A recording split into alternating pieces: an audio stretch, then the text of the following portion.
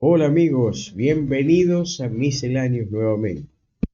Seguimos con los mitos y leyendas y seguimos aquí en el norte, precisamente en el noroeste argentino, en las provincias de Salta, Jujuy y Tucumán, mi provincia.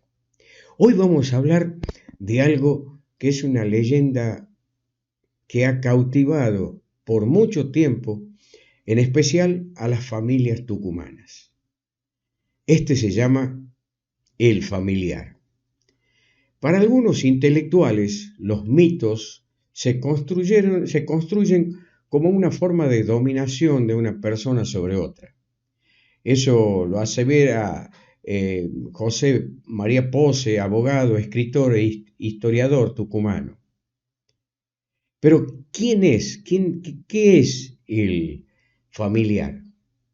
El mito es muy difundido entre nosotros y le adjudica a la bestia la forma de un enorme perro, de refulgente mirada de fuego y de largas uñas, capaz de desgarrar a un hombre con un solo zarpazo.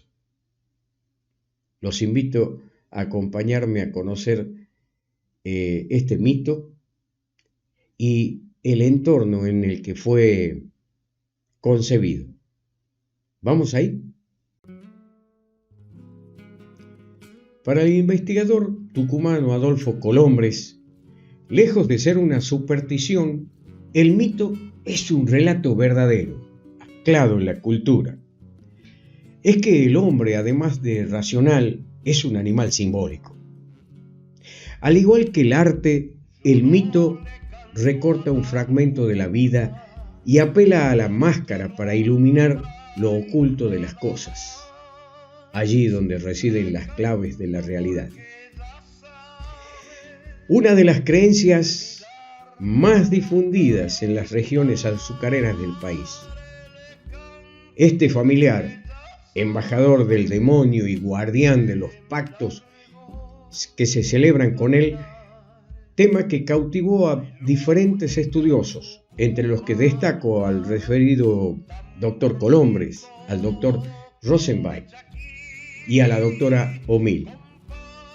Al parecer, la leyenda comenzó a tomar cuerpo entre los zafreros hacia finales del siglo XIX, cuando los dueños de los ingenios se enriquecían rápidamente gracias a esa fiebre del azúcar que pronto los convirtió en verdaderos potentados.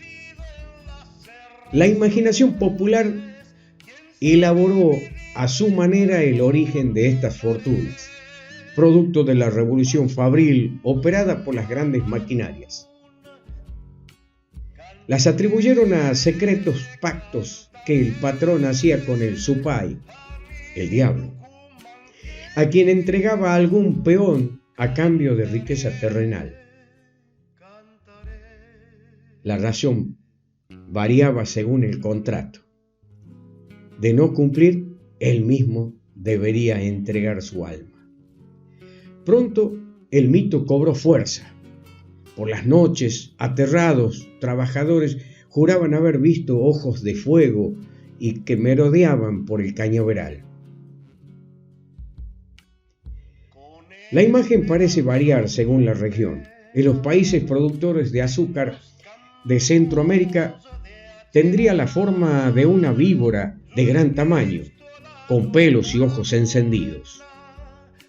También la forma de un enorme jabalí con garras prensiles de extraordinario tamaño. Puede verse como un can fabuloso que a veces camina en dos patas, que posee además garras afiladas que pueden destrozar a un hombre en segundos. Incluso existe un tipo de espíritus familiares con forma humana. Él lleva el contrato que se firma con la sangre de quien acuerda con Lucifer. El mito más difundido entre nosotros le adjudica la forma de un enorme perro negro, capaz de desgarrar a un hombre con un solo zarpazo, y que es el engendro que se alimenta de la carne humana y del espíritu de sus víctimas, a las que conduce al Averno. Según la creencia, el familiar vivía en los sótanos de las fábricas, oculto entre las bolsas de azúcar o entre las chimeneas de los ingenios. Algunas noches, durante la cosecha, el patrón lo soltaba para que eligiera libremente a su víctima, o le indicaba tal o cual obrero que le causa problemas. La forma de saber que el engendro anda cerca es por el penetrante olor a azufre y a carne podrida. También por el sonido de cadenas que se arrastran. Recorre los cañaverales siempre en línea recta y atraviesa cualquier construcción o objeto que se le cruce en su camino. Nada puede detenerlo o herirlo. Según el investigador Colombre, nada le hace al familiar las balas ni el filo de los machetes. Solo retrocede ante la cruz del puñal, es decir, cede ante el poder del digno. Es evidente que algún industrial, o al menos sus administradores o capataces, hacían uso del terror que causaba el familiar para amedrentar a obreros díscolos que organizaban huelgas. Se habla incluso de la misteriosa desaparición de algunos de ellos. Ahora cabe preguntar, ¿cuándo se originó y dónde? ¿Entre quiénes empezó a circular la idea de este perro familiar? Por un lado, y por el otro, ¿sigue teniendo la misma vigencia que tuvo en aquellos tiempos? Bueno, según los estudios, la leyenda habría tenido su origen en el ingenio Santa Ana de Clodomiro Hilleret. Este francés, quien llegó a Tucumán en la segunda mitad del siglo XIX como ingeniero de pozos de la empresa constructora del ferrocarril, hizo su rápida fortuna. En 1887, al adherirse a los revolucionarios que derrocaron al gobernador don Juan Pose, Hilleret fue beneficiado por los créditos blandos, que nunca se devolvieron totalmente, dicho sea de paso, con los que el Banco Nación premió a los partidarios del presidente Miguel Juárez Celman en la provincia. Gracias a ello, pudo comprar las maquinarias con las cuales armó aquel colosal ingenio, como la señal de una historia tremenda que inició en esos años. Clodomiro Hilleret era una persona de carácter frío y distante, no muy afecto a tener contacto con el personal y de sus familias. Se rodeó de capataces brutales, quienes hacían respetar sus órdenes, a veces de mala manera. El francés tampoco confraternizó con las familias propietarias de los otros ingenios azucareros, quienes siempre recelaron de aquel extraño personaje. Pronto comenzó a correr la voz entre los propietarios del Santa Ana que el patrón había formalizado un pacto con el propio Supay. ¿Cómo podía haber hecho este extranjero sin fortuna para adquirir tanta riqueza en tan poco tiempo, sino por medio de algo sobrenatural?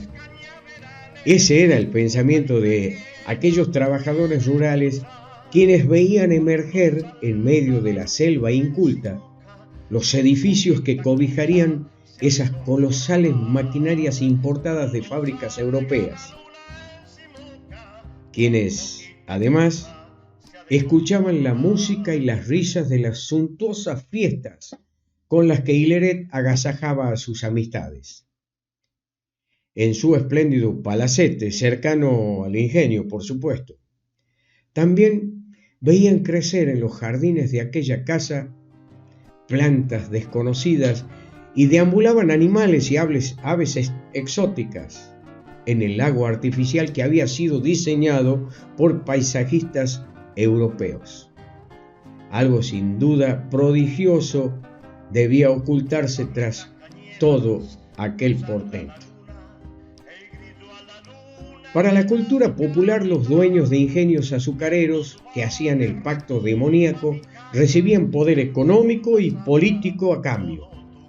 Ellos tenían la obligación de entregar en sacrificio al menos un obrero por año. Tendrían predilección por los trabajadores rebeldes. El industrial debía transmitir el legado en sus herederos. De no hacerlo, a su muerte, el familiar moriría a su vez de hambre y la fortuna familiar se perdería, quedando la familia maldita. Cuando ocurría un accidente mortal en las fábricas, de inmediato los obreros decían que el familiar ya se había cobrado su cuota. Si era más de una víctima, significaba que el engendro estaba con hambre y que el año sería de gran provecho económico para el dueño del ingenio. En el caso del industrial Clodomiro Hilleret, su muerte y las consecuencias de la misma no hizo más que alimentar el mito. Falleció repentinamente a bordo de un barco en viaje a Europa. En el chalet del ingenio se veló durante días un ataúd cerrado con una gran fotografía suya al lado, lo que atisbó el misterio y las especulaciones acerca de si Lucifer finalmente había cobrado su deuda con la vida del propio industrial. Pocos años después, sus descendientes perdieron la fábrica y se marcharon de Tucumán.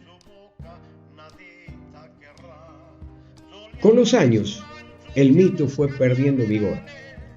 La industria azucarera actual atraviesa toda clase de problemas y las grandes familias del azúcar fueron disipando su relevancia, hasta convertirse algunas de ellas en tan solo páginas de un libro olvidado. El familiar ya no señorea en los cañaverales y su presencia se fue esfumando junto con la quimera del oro dulce que ilusionó a generaciones de tucumanos. Son otros los tiempos, son otras las gentes, ya nadie parece recordar aquellos pactos fantásticos que forjaron la primera industria mecanizada del país y que a estos años ya lleva más de 200 años de historia.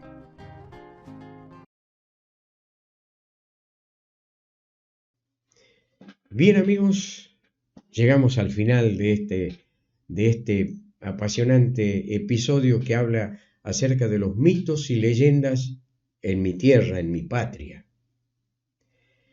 Los invito a nuevos contenidos y me queda solo invitarlos, si les pareció bien, si les gustó el contenido, a darme un like y a suscribirse si les parece bien para seguir haciendo más contenidos de este tipo.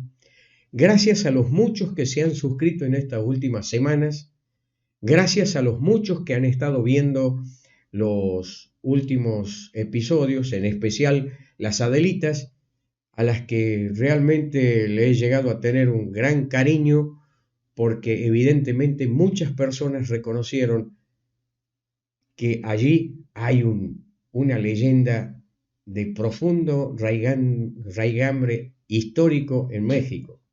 Así que bueno, los espero para el próximo.